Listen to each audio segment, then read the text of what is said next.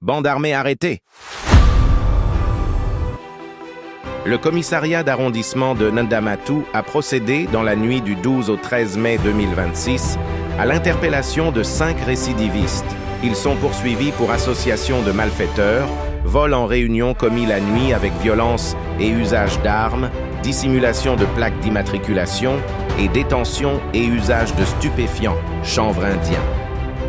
Au cours d'une mission de sécurisation nocturne menée par la brigade de recherche, BR, au quartier Sekauga, l'attention des agents a été attirée par un véhicule de marque Peugeot 307 de couleur bleue, stationné dans la pénombre. Les policiers ont constaté que les occupants avaient volontairement masqué la plaque d'immatriculation avec un mélange de sable et d'eau pour la rendre illisible. Positionnés stratégiquement à un carrefour offrant plusieurs voies de fuite, les suspects attendaient le moment propice pour agresser les passants. L'intervention immédiate de la BR a permis de neutraliser les 5 individus. La fouille minutieuse de l'habitacle a conduit à la saisie de 2 coupes-coupes dissimulées sous les sièges arrière, 2 joints de chanvre indien entamés.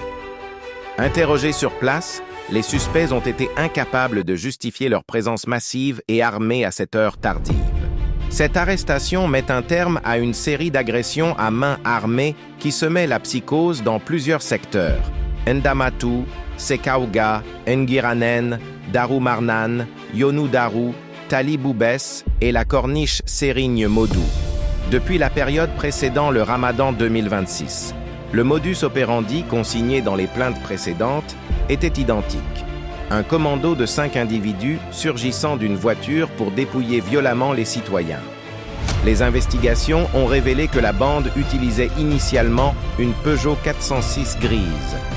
Se sachant activement recherchés suite au signalement, ils avaient récemment changé de moyen de locomotion pour la Peugeot 307 bleue.